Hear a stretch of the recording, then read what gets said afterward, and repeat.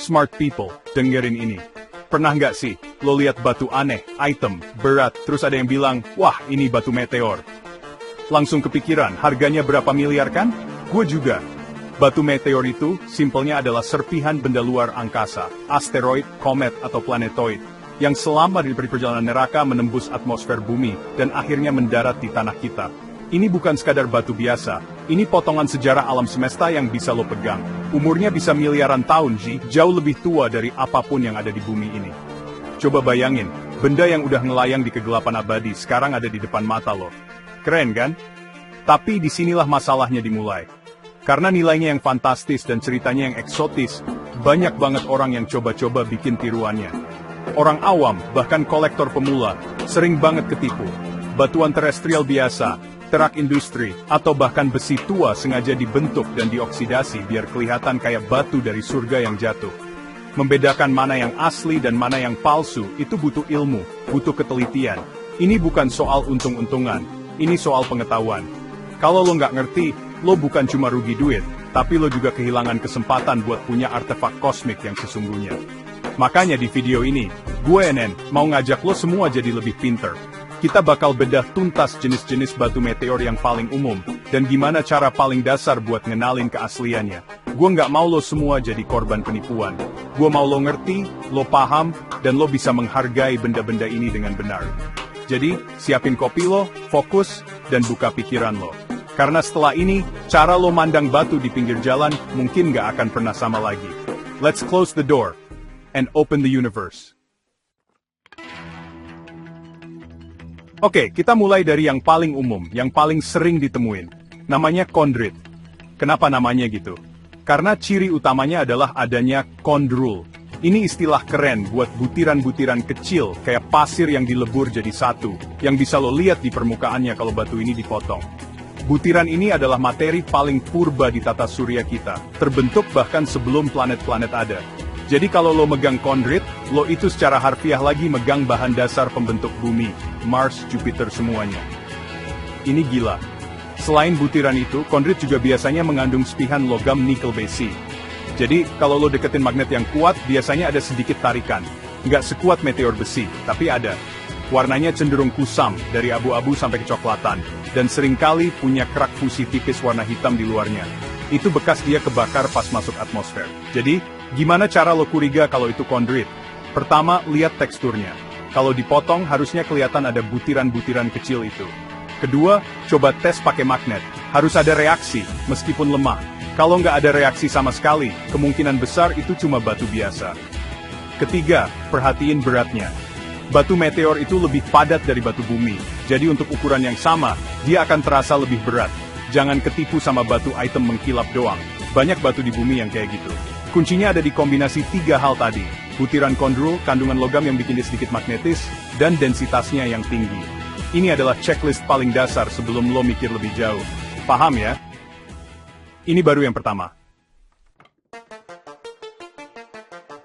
Sekarang kita masuk ke jenis yang lebih langka dan seringkali lebih mahal, achondrite. Gampangnya achondrite itu artinya tanpa chondrule. Jadi kalau chondrite tadi punya butiran-butiran purba, achondrite ini nggak punya. Teksturnya lebih mirip batuan beku di bumi, kayak granit atau basal. Kenapa bisa gitu? Karena achondrite ini bukan materi purba yang nggak pernah jadi apa-apa. Achondrite adalah pecahan dari kerak atau mantel planet atau asteroid besar yang udah sempat punya struktur geologis. Bayangin, ada planetoid besar, dia punya inti, mantel dan kerak, persis kayak bumi. Terus, miliaran tahun lalu, ada tabrakan dahsyat yang bikin permukaannya pecah dan serpihannya terlempar ke luar angkasa, dan salah satunya nyasar ke sini. Jadi, batu ini pernah jadi bagian dari dunia lain. Karena asalnya dari planet yang udah berdiferensiasi, komposisinya beda-beda banget. Ada yang dari bulan, ada yang dari Mars. Makanya identifikasi achondrite ini levelnya jauh lebih susah buat orang awam.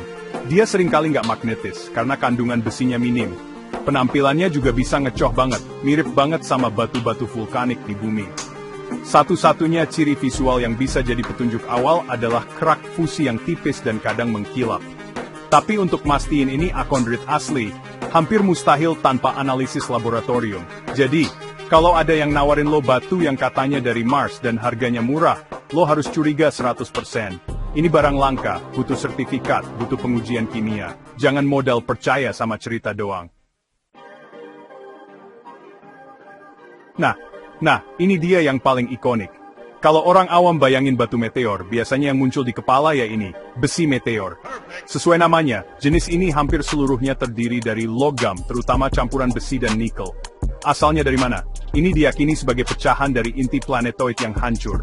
Jadi kalau kondrit itu materi purba dan akondrit itu kerak planet, maka besi meteor ini adalah intinya. Bagian paling padat, paling berat.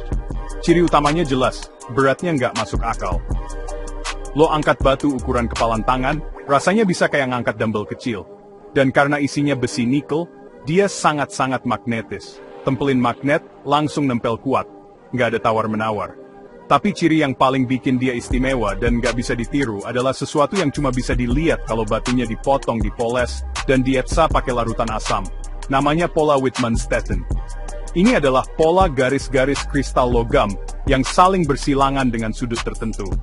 Pola ini cuma bisa terbentuk kalau logam cair mendingin dengan sangat-sangat lambat, sekitar beberapa derajat per 1 juta tahun, sebuah kondisi yang cuma ada di inti planetoid di luar angkasa. Nggak ada proses di bumi yang bisa niru ini.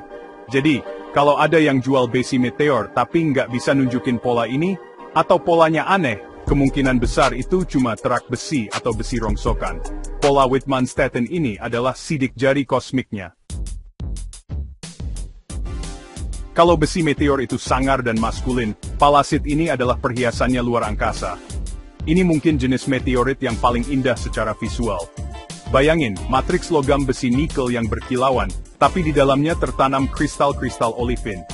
Olivin di bumi kita kenal sebagai batu permata peridot. Jadi palasit ini adalah campuran antara logam dari inti planet dan kristal dari mantelnya. Asalnya diperkirakan dari area batas antara inti dan mantel sebuah planetoid yang hancur. Ini adalah zona transisi yang sangat spesifik, makanya palasit ini sangat langka. Kalau lo potong jadi lempengan tipis dan kasih cahaya dari belakang, kristal olivinnya akan bersinar. Warnanya dari kuning keemasan sampai hijau zaitun. Kelihatan kayak kaca patri buatan alam semesta. Karena matriksnya adalah besi nikel, palasit juga berat dan magnetis, sama kayak besi meteor. Tapi yang bikin dia beda ya permata olivin di dalamnya. Hati-hati, banyak pemalsuan. Biasanya mereka ngambil batuan biasa, ngebor lubang-lubang kecil, terus diisi pakai pecahan kaca atau resin berwarna, biar kelihatan kayak ada kristalnya. Cara ngebedainnya, kristal olivin asli itu punya bentuk angular, retakan-retakan alami di dalamnya, dan nggak sempurna. Kalau palsu, kristalnya seringkali berbentuk bulat kayak gelembung udara, warnanya terlalu seragam, dan kelihatan ditempel. Palasit asli itu mahakarya yang chaotic, bukan produk pabrik yang sempurna. Keindahannya justru ada di ketidaksempurnaannya itu. Terakhir, kita bahas sesuatu yang sedikit beda, namanya tektit. Secara teknis, banyak ilmuwan nggak menganggap tektit sebagai meteorit, tapi lebih sebagai impactite atau batuan hasil tumbukan. Kenapa? Karena tektit ini bukan berasal dari luar angkasa. Tektit adalah batuan bumi yang meleleh, terlempar ke atmosfer atas dengan kecepatan super tinggi akibat tabrakan meteor raksasa, lalu mendingin dengan cepat saat jatuh kembali ke tanah, membentuk kaca alami. Jadi, ini adalah anak dari perkawinan antara meteor dan bumi. Karena proses pembentukannya yang eksplosif, tektit punya bentuk yang unik-unik, seringkali aerodinamis kayak tetesan air, kancing, atau halter, dengan permukaan yang berlubang-lubang atau beralur. Warnanya biasanya hitam legam atau kadang hijau tua transparan, yang terkenal itu moldavite dari Ceko. Karena pada dasarnya ini adalah kaca, dia nggak magnetis. Beratnya juga ringan, mirip batu biasa. Nah, ini yang bikin sering salah kaprah. Banyak orang nemu batu item mengkilap, dikira meteor, padahal bisa jadi itu cuma kaca vulkanzikin, atau bahkan terak sisa peleburan logam. Cara bedainnya gimana? Perhatikan bentuknya yang aerodinamis dan tekstur permukaannya yang khas. Tektit asli punya alur-alur dan lubang-lubang yang terbentuk akibat pelelehan saat terbang di atmosfer. Sementara obsidian biasanya pecahannya tajam dan konkoidal, kayak pecahan botol. Jadi, tektit ini ceritanya bukan tentang materi dari luar angkasa, tapi tentang energi dahsyat dari luar angkasa. Jadi, itu tadi 5 jenis utama batu meteor dan kerabatnya.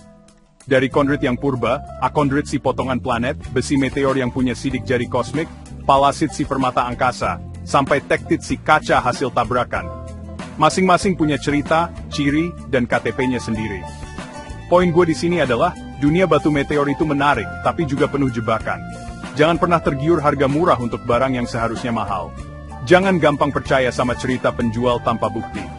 Kalau lo serius mau koleksi, belajar dulu. Gabung komunitas, tanya sama ahli, dan kalau perlu, keluarin sedikit uang lebih buat beli dari penjual terpercaya yang ngasih sertifikat. Ini bukan cuma soal duit, ini soal integritas hobi lo. Selalu ingat untuk berhati-hati. Lakukan riset lo sendiri. Checklist sederhana yang kita bahas tadi, berat, magnetisme, penampilan visual, itu cuma langkah awal. Untuk kepastian, terutama untuk batu-batu langka, nggak ada yang bisa gantiin analisis laboratorium. Jangan sampai niat lo mau punya potongan surga, malah dapat sampah industri. Anggap ini investasi, bukan cuma investasi finansial, tapi investasi pengetahuan. Semakin lo ngerti, semakin lo bisa menghargai keajaiban yang ada di tangan lo. Dan itu, menurut gue, jauh lebih berharga dari nilai uangnya. Be smart. Gue yakin, di antara kalian pasti ada yang punya pengalaman unik soal ini. Mungkin ada yang pernah nemu batu aneh di kebun belakang rumah. Atau mungkin ada yang hampir ketipu beli meteor palsu di toko online.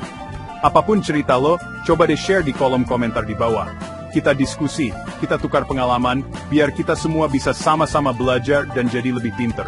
Siapa tahu cerita lo bisa nyelamatin orang lain dari kerugian. Terima kasih sudah nonton sampai akhir. Gue Hen, and I'll see you in the next video.